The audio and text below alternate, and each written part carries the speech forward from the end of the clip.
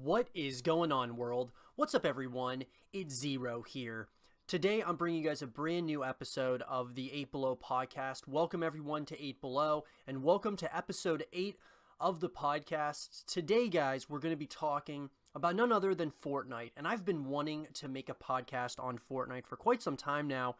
I'm very excited that today, I'm going to be able to share some of my thoughts on Fortnite as a whole. A few of the things that I really want to talk about today on the podcast are the current state of Fortnite, the things that Epic Games can improve on. Fortnite esports is going to be a big topic that I really want to talk about. Is it a sustainable esport, and especially with ESL making their announcement that they are going to be hosting a Fortnite tournament at IEM Katowice.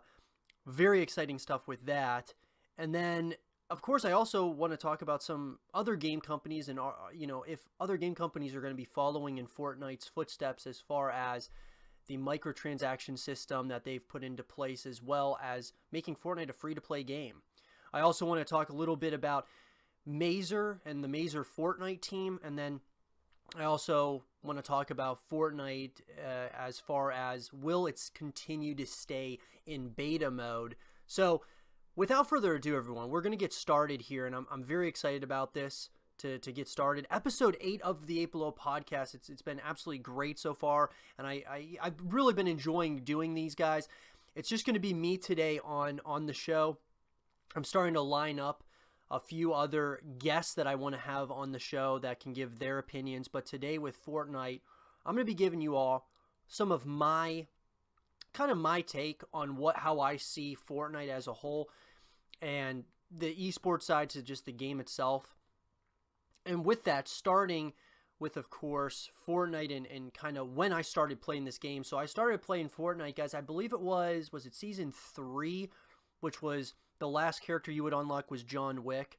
I think it was season 3, but it was maybe season 4. But either or, it was that season that I got into Fortnite. I started, really grinding and playing a lot of the game, and I enjoyed it. But a lot of the criticism I've had of Fortnite has really been around just, I guess, for me, I just have not been a very good player of Fortnite. Like, I personally am not very good at the game. And so when you're someone who has, put some time into the game, but you're just still not very good at the game when it's compared to everyone else, it kind of becomes a little bit demoralizing. And that's exactly what happened to me when it came to Fortnite. I grinded all the way up to getting John Wick in whatever season that was. I think it was season 3. And pretty much from there, I bought the following season, which was, I believe, the Viking was the last character you would unlock. And I really did like that season as well. I thought those were 2 decent seasons, but I didn't grind very hard for, that last season. Simply because I just, I don't know, I started losing a little bit of some interest in Fortnite. Even though I love the game itself overall, I just didn't. I started to somewhat lose interest in Fortnite back when, kind of after that John Wick season. I started kind of losing a little bit of some interest, and I'll tell you why. Part of it is just because I'm not very good at the game, so that's kind of number one. Number 2, though, I felt that there were a lot of things that they kept on adding to the game, and I understand completely what they're trying to do. They're trying to really switch it up and mix it up and kind of give you different types, kind of different versions almost of the game, and you're kind of like playing them as each season comes out, which I believe is like every 70 or 75 days or whatever it is until they switch seasons. But I just thought that Fortnite, even though I had fun playing it with my friends, I was never very good at building. That was number 1. I play on console, guys, so, console I think is a little bit more difficult when it comes to building. I know there's some people who are absolutely insane at building on console. I kind of personally feel that building on PC was a little bit easier, at least for me when I did that, when I was playing a little bit on PC. But at the same time, I just was not good as so many other people. Like, the skill gap in Fortnite is just so big, it's unbelievable. I know the guys at the top, a lot of those guys are very close to in skill, but from that section of like the top players in the world to people who are just average players like myself who just jump on every once in a while, there's such a massive skill gap, and you could play against some of those guys because of the way matchmaking is in Fortnite. You could play against some of the best players in the world, and so essentially you're automatically not going to really have a chance at winning that, that game, most likely, unless you get really lucky. And so it's just Fortnite, just that's kind of what got me away from playing it. I like to watch it. I like watching some of the players, some of the pros play, like Tfue, and even Ninja's kind of fun to watch sometimes. But the reason why I like watching it is because these guys are doing something that I just cannot do 100%. And I feel the same way, guys, about StarCraft. When you watch StarCraft, you just see how much better these guys are than you, and that you just really almost 100% could not get as good as them. Like, there's just, you would have to put so much time and energy, and then you'd have to have some luck go into that as well in order for it to actually kind of go your way. But I gotta say, guys, I really do. Fortnite, I appreciate this game for many different reasons. I really do. I feel that Fortnite has kind of opened up the door to so many new ideas as far as the way that the industry looks at microtransactions. The thing that I love about Fortnite is it's a free-to-play game, and you see how successful it is being a free-to-play game. And I would love to see other companies kind of take this mentality possibly in the future to really, I personally think, like, take a leap of faith almost, make a free-to-play game and see what it can do as far as, the sales are concerned and everything. I've always said this about Call of Duty. I would love to see Call of Duty just 1 year go free to play and just see what happens. And I think what we would see is numbers that Fortnite's getting. Those kinds of numbers that Fortnite is getting, I believe Call of Duty could do that if it was a free-to-play game, just because Call of Duty already has that fan base from years upon years. And then on top of that, it's free, and then especially if it's fun, it'll have the sustainability over time if it's a fun game. That's why Fortnite, of course, has been on top of Twitch and all of that, because it's fun for a lot of people, on top of the simple fact that it's a free-to-play game. So I would love to see other developers do that. Now, this kind of gets me into the next thing is the Fortnite esports side of Fortnite. And I definitely want to talk about this, because my question is Fortnite esports, is it going to be a sustainable esport? Is it going to be something that actually is going to go somewhere? Because there's so much money that's being thrown around. And so I'm just kind of wondering, is there going to be enough here that is going to actually really end up over time?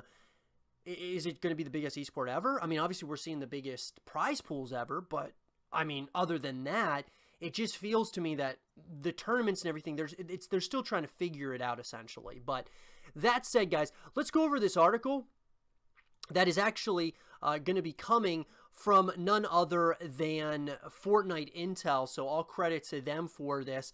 But ESL is going to be hosting, of course, the $600,000 Fortnite Katowice Royale, and 2 Fortnite tournaments are going to be held at the IEM Expo event, featuring a total of $600,000 prize pool. So ESL and Epic Games have officially announced the Katowice Royale. So as we read into this article, the ESL Katowice Royale will be split into 2 duos tournaments, one featuring local players, and second in March that will see some of the biggest names in Fortnite descend on Poland to take part in the massive competition.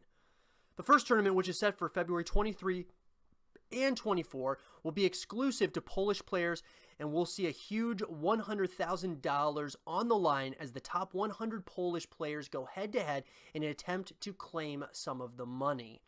Then from March 1st to the 3rd, 100 Fortnite influencers will hop into the battle bus as they try to get their hands on a share of the massive $500,000 prize pool available to them. Alongside the tournaments, Fortnite fans in attendance at the IEM Expo will also be able to test their skills at a special play area, which will hold 100 PCs and 100 PlayStation 4 consoles, with every participant eligible to win prizes worth more than $50,000. This is the first time that Fortnite will appear at the legendary ESL event, best known for the huge Counter-Strike Global Offensive tournament that takes place in Katowice every year. Sebastian Wishar, Chief Product Officer at ESL, stated that ESL Katowice Royale featuring Fortnite will be our first international Fortnite competition, and we couldn't be more excited. Fans from all over the world know our Katowice event, and bringing Fortnite as one of the world's largest games to them feels like a great fit. Now, here's something that's super exciting, obviously, guys, is that Katowice is also probably, as far as I'm concerned with, in the StarCraft community, this is also one of the biggest events of the year for StarCraft too. And so this is a great place that I personally think for Fortnite to be representing at the ESL in Katowice.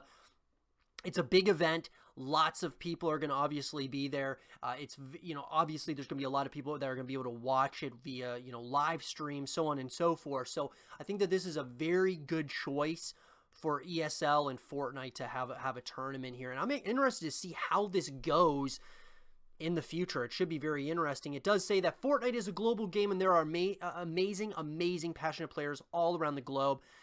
Added Epic Games esports manager Rob Hudson. Partnering with ESL and Katowice gives us the chance to showcase some of these incredible international competitors. Epic Games and ESL have already announced almost half the pairings set to play in the Katowice Royale, including huge names like Turner, Tfue, 72 Hours, and Cloak. Further details and more participating influencers will be announced in the next few weeks. You can see the current list of confirmed players below. And so you can see all these different players who have been confirmed for the ESL Katowice Battle Royale.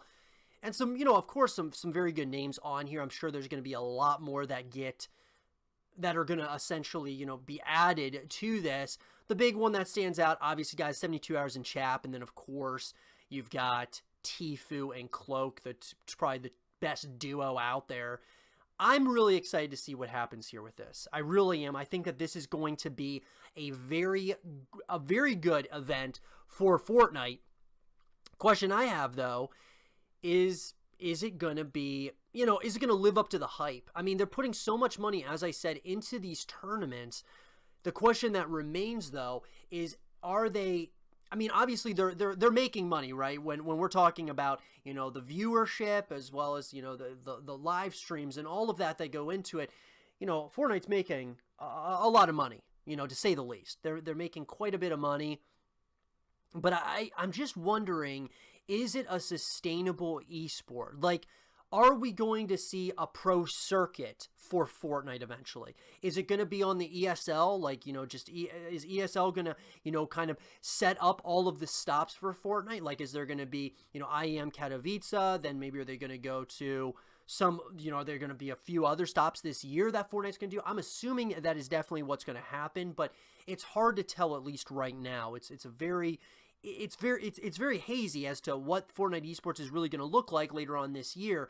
I think that it's obviously not going anywhere, but I would love to hear from all of you. What do you think about this topic? Is Fortnite esports, is it going to be an actual esport? Like, they're trying to do it, obviously, and I think that sometimes they seem to be successful, other times they seem to fail, and I think that's part of it, of course, when it comes to esports, is trying, the failures as well as the actual, those ups and downs definitely come into play. I just don't know. Can Fortnite really be an esport, guys? I think that it's got the makings of being like a really cool esport, but I just feel that maybe when Fortnite gets out of beta mode and it's like, they have the finished product essentially, then maybe it'll really be able to take its full form of the esports side of things. I don't know, because when you just look at and you're watching these games, it just seems, and they've tried so many different things with the skirmishes. They've tried, having players, they just drop down and they just try to get as many kills as possible, and whoever gets the most kills, wins. And then they also have all of them playing in one of the skirmishes was all the players on one map, and then it all kind of came down to like 25 people are in the circle that's extremely small, and they're all fighting, and it's just like a massive cluster of players. So it's hard to say right now, are we going to see Fortnite esports thrive over time, or is it going to be something that kind of just starts to to maybe Fortnite decides that they don't want to do esports, which I highly doubt. I'm sure they want to continue doing the esports side of Fortnite, but I would love to hear from all of you guys. That said, let's get into the current state of Fortnite. So the current state, guys, I think a lot of people, and myself included, it's almost unplayable. It's almost unplayable for me. I tried jumping on the Switch actually with my brother the other day. He only has a Switch, so I was trying to play with him for a little while. And I was playing on the Switch. Maybe it's just the Switch that I just I'm not very good on it, or the game is just it's just almost unplayable for me. I've taken a few months off from playing the game, and I get back on, and I'm trying to get back in the groove. And I understand it takes a little while to get back in the groove, but once you're back in the groove, you would assume that you're gonna have you're gonna be able to compete against people. And I absolutely got destroyed every single game that we played. Couldn't play it. I just couldn't. The airplanes, this, that, and the third. I was on there during the ice storm event or whatever it was. I was playing. That was the last time I was playing Fortnite with my brother. We were there for that ice storm event. We were watching it, and it was really cool. Like, those events are really neat to kind of watch in real time. But I don't know. I think the current state currently of Fortnite is not very good, and I think a lot of people would agree with that statement, that it's just not in a very good place right now. It's hard to play. The game is just tough to play. It's just not that fun as of right now. I hope that they can, improve on some things, and what can Epic improve on? I mean, I think there's a number of things that Epic can improve on, but the airplanes, like, I love some of the concepts, right? I love, like, the vending machines. I love, like, these different ideas that Fortnite, or I should say Epic Games, is coming up with. I love that they're constantly trying new things, right? The sword was just so overpowered, and, the airplanes, a lot of people just don't like those, and so on and so forth. There's just so many things. But the thing is that a lot of people complain about it, but at the same time, they're changing the game up, but they're like keeping it fresh. They're keeping things fun on the game, and so that's why I can't really knock Epic Games that much. I think that when it comes to the esports side of things, that's a big problem. Them changing things up constantly, and then that has to translate into the esports side. That can be a massive problem for people, I think. It just really can be. A lot of the pro players, they're dealing with the airplanes. They're dealing with so much more than just building and running around and playing with their teammates, of course. But I think that Epic, they're just going to continue doing this. They're going to consistently be improving or trying to improve on the game, or trying new things and see what works, what doesn't work, so on and so forth. They're going to consistently be updating the map.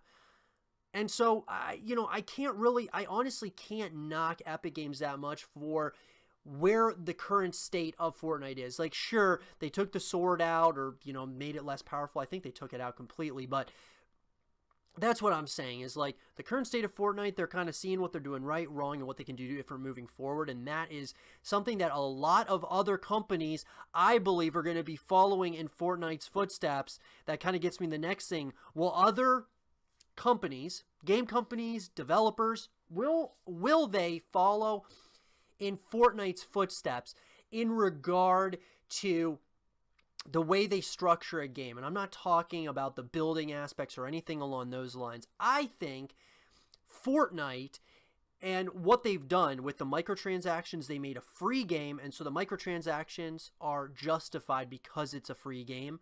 My question is are other games going to do this in the future? I think it's a great motto. I think it's it definitely justifies any kind of microtransactions. New characters that you can unlock, or you can just buy with real money, so on and so forth. So I believe that a lot of other companies are going to start following suit with Fortnite. We've already seen it with Call of Duty Black Ops 4. They decided to design the tier system very similar to what Fortnite did, and that tier system you can buy, of course, in Call of Duty. You can buy all the way up and so on and so forth. And with Fortnite, it's just you kind of buy the battle pass, which is, of course, monthly. So not monthly, but every like 70, 75 days, there's a new battle pass. But we're starting to see other games kind of start following Fortnite's footsteps. My question, as I kind of go back to what I was saying earlier, was, will we see big titles like Call of Duty go free to play? what would happen? I believe personally that the only way that a lot of these companies are going to be able to even touch Fortnite or compete with Fortnite is by taking leaps of faith, by making their game free to play, and then they're going to be filled with microtransactions, similar to what Fortnite has done. And that's the only way the other games are going to be able to compete with Fortnite, if they want to compete with Fortnite. Fortnite, of course, is on the top charts of Twitch and on YouTube and all different places, guys. So I do feel personally that this is what needs to happen in order for other companies to be able to compete against or go up against Fortnite. So I would love to see it. I hope it starts with Call of Duty, but we'll see if it's going to or if it's going to start with a different game. That would be very interesting. And I guess the next topic is will Fortnite stay in beta? And I think there's a lot of pros and cons to this. I already kind of touched on this with the esports side. I feel that if they make the full version, right, of the game, they go out of beta, they make the full version, they still do updates and, fixes to the game, I believe that this is the only way Fortnite is going to fully be able to have an esports side. Because when we're talking about, having all these different changes constantly coming to the game and the meta of the game, it's very hard for pro players to just be able to, obviously they can adjust. They can put a lot of time into the game and continue to adjust.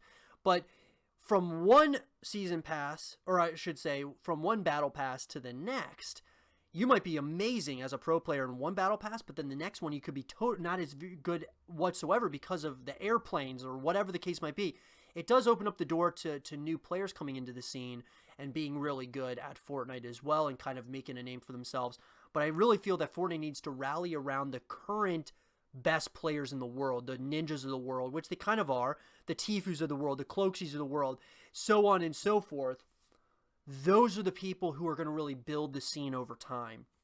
Sure, there's always going to be new people that are coming in, but you got to really rally around those people. And so if you have a battle pass that Tifu's not very good at, like he's just not very good at this current season or whatever of Fortnite, that could, be problematic in the long term because Tifu's been growing so much and so on, and it goes on and on. So the question is will Fortnite stay in beta? I think for the foreseeable future, they're definitely going to stay in beta. I would anticipate that they probably will go out of beta at some point or another. We've just never seen anything like this before. They've been in beta for so long. It's been just completely uncharacteristic of the gaming industry to stay in beta this long, but it works for them. So maybe they just continue doing that for the foreseeable future. Who knows? It's hard to say. But I would once again love to know, would you guys want Fortnite to stay in beta so that they consistently can be changing the game as a whole? Or would you like it to become a more rounded game where it's what you see is what you get, and they make bugs, they create fixes and patches over time? Let me know what you guys think about that. And lastly, guys, the future of the Mazer Fortnite team, and this kind of gets me into really any team that has a Fortnite, any, I guess, esports organization that has a Fortnite team, it's got to be hard. I got to say, it's got to be a difficult situation because there's so many new players that are coming into Fortnite that are getting better and better. And so to create a team or to get a team, it's kind of tough because how are you going to compete against other people that are kind of coming up in the scene so quickly with a game that is just, so popular as in Fortnite? It's very difficult. And I've watched some of the Mazer, the Fortnite players in Mazer, and some of them are very, very good and talented players. My question is, though, are they going to be able to see the light of day against some of the other players out there? Like, will they ever play against Tfue and Cloaksy, or are they going to ever play against Ninja and all those other players? Are they going to be able to have that exposure, I guess you could say, in the esports scene? Or because it seems like Fortnite's kind of trying to draw in a lot of those influencers in Fortnite, but then they're also trying to get a lot of the players. So are they going to have qualifiers? How's it going to work? A lot of this stuff is just kind of up in the air that we just don't really know yet as far as the upcoming year in Fortnite. And I got to say, StarCraft 2 is the same way. We don't really know what the future holds in the StarCraft 2 pro scene, but nonetheless, we kind of know the players that are at least there. With Fortnite, a lot of it is influencers and then also players. So it's just very interesting, guys. I got to say, when it comes down to it, all these players, What are we going to see? What is it like? How is this game going to look as far as the esports scene is concerned later on this year? I would love to hear from all of you guys and girls, and I want to say thank you so much for joining me for the 8 Below podcast. I hope you guys did enjoy it, and if you did, make sure you leave a like or a thumbs up. Subscribe if you're new, stay positive, and as always, I will see you guys all in the next one. Peace.